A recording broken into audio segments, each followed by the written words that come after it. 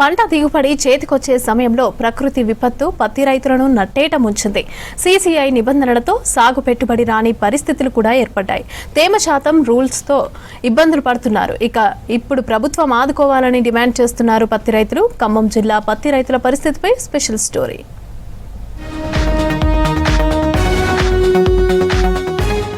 ఖమ్మం జిల్లాలో పత్తి దిగుబడులు తగ్గడం, మార్కెట్లో ధర లేక పత్తి రైతుల పరిస్థితి ఆగమ్యగోచరంగా మారింది. ఈ ఏడాది 2.5 లక్షల ఎకరాలకు పైగా పత్తి పంటను సాగు చేశారు రైతులు. వాతావరణ పరిస్థితులు, తుఫాను ప్రభావంతో పడిన వానలు పత్తి దిగుబడుల నాణ్యత పడిపోయింది. పంట చేతికొచ్చే సమయంలో పడిన వానలతో పత్తి పంట చేలల్లోనే నల్లబడింది.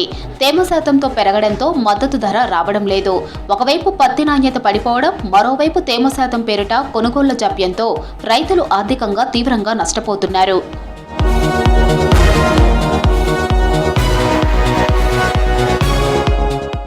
ఖరీఫ్ సాగులో పత్తి ఎకరానికి 10 క్వింటాలకు పైగా రావాల్సి ఉండగా కేవలం 5 క్వింటాల దిగుబడి మాత్రమే వచ్చింది. ఎకరానికి సుమారు కౌలుతో కలిపి 40,000 నుంచి 50,000 రూపాయల పెట్టుబడి అయింది.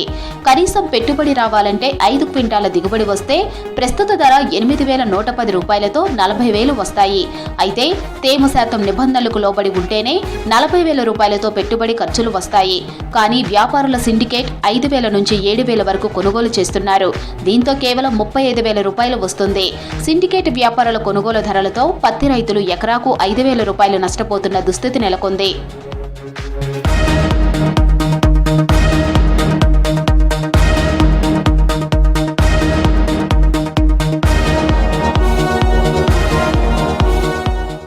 ఖరీఫ్ సాగు తమకు కన్నీరు మిగిల్చిందంటున్నారు రైతులు. తేమ శాతం రూలుతో కొనుగోళ్లు జాప్యం చేస్తున్నారన్నారు. వానలతో పత్తి దిగుబడులు రాలేదని ఆందోళన వ్యక్తం చేశారు. వానలతో పత్తి దిగుబడుల్లో నాణ్యత పడిపోయిందంటున్నారు. ఈ 3 ఎకరాలకు యాక్చువల్గా ఒక 40 క్వింటాలు పండితే రైతు గిట్టుద్ది. కానీ ఈ వర్షాల వల్ల ఈ ఇతనం సరిగా లేకపోవటం వల్ల దిగుబడి రావట్లేదు. దానికి తోడు వర్షాలు కూలి కూడా రావట్లేదు. ఎకరానికి 6-5 క్వింటాలు వెళ్తుంది. అమ్మటానికి పోతే రైతుకు ధర లేదు. చేసేదేముంది, అమ్మటం తీసుకురావడం, మన అవసరాలు మనం తీసుకురావడం, డబ్బులు మనం కూలోడిగటం. ఏమంటాం మనం ఆడికి పత్తి బాగలేదు, తేమ శాతం ఏదో ఒకటి అంటారు. గిట్టుబాటు ధర కావాలి. ఇప్పుడు ఏమైనా పంట నష్టం ఏముందా, రైతుకి ఇవ్వాలి కదా. ఇప్పుడు అకాల అనగాలు వృష్టి రైతు పండించిను, మరి వర్షం వచ్చి పోయింది, ఎవరు పెడతారు? పంట వచ్చేసి ఎకరానికి వచ్చేసి 3 క్వింటాల నుంచి 4 క్వింటాల వరకు కావట్లేదు. నేను 3 ఎకరాలు పత్తి వేసాను స్వామి. ఇదే పత్తి ఫస్ట్ క్రాప్ తీసేసి 8 క్వింటాలన్నర వచ్చింది స్వామి. మళ్ళీ ఇప్పుడు ఎకరానికి 1 క్వింటా కూడా వచ్చిందో రాదో నమ్మకం లేదు. ప్రతి క్రాప్ ఈల్డింగ్ తీయటం కూలీలకు వచ్చేసి ఫస్ట్ క్రాప్కే కేజీకి వచ్చేసి 15 రూపాయలు అడిగారు.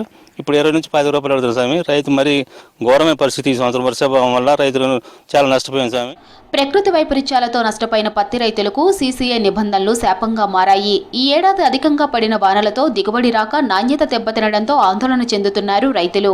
సీసీఐ పత్తిలో తేమ 12% కంటే తక్కువ, తేమ శాతం ఉంటేనే 8,100 రూపాయల మద్దతు ధరతో సీసీఐ కొనుగోలు చేస్తోంది.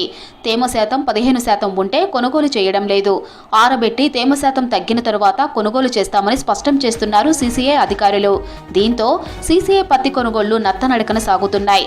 ఈ సీజన్లో ఖమ్మం జిల్లాలో 8 జిన్నింగ్ మిల్లులున్న చోట సీసీఐ కొనుగోలు కేంద్రాలు ఏర్పాటు చేసింది. గడిచిన 15 రోజుల్లో కేవలం సీసీఐ 589 మెట్రిక్ టన్నులు మాత్రమే కొనుగోలు చేసింది. గత సీజన్లో తొలి 15 రోజుల్లోనే 1000కి పైగా మెట్రిక్ టన్నుల పంటను కొనుగోలు చేసింది. ఈ ఏడాది ప్రైవేటుగా ఖమ్మం వ్యవసాయ మార్కెట్తో పాటు ఇతర మార్కెట్లలో ఇప్పటి వరకు 7,000 మెట్రిక్ టన్నుల పత్తిని వ్యాపారులు కొనుగోలు చేశారు. సీసీఐ నిబంధనలకు భయపడి ప్రైవేటు వ్యాపారులకు తక్కువ ధరకి అమ్ముతున్నారు రైతులు.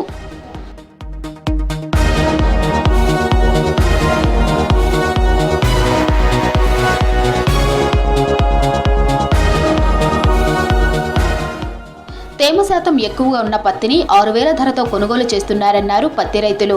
ప్రైవేటు వ్యాపారులు పెట్టుబడి ఖర్చులు రాకపోవడంతో నష్టపోతున్నామన్నారు. పెట్టుబడి ఖర్చులు వస్తే యాసంగి పంటల సాగు కోసం తక్కువ ధరకే విక్రయిస్తున్నామని ఆందోళన వ్యక్తం చేస్తున్నారు పత్తి రైతులు.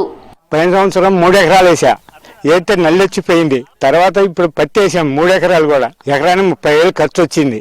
అసలు కూలీలను అడిగితే 5 రూపాయలు 4 రూపాయలు అంటున్నారు కేజీకి. తీస్తే అక్కడికి పోతే మార్కెట్కి పోతే ఏం చేశారు, 5,500 పెట్టి కొన్నారు. 14 క్వింటాలు పత్తి అయింది.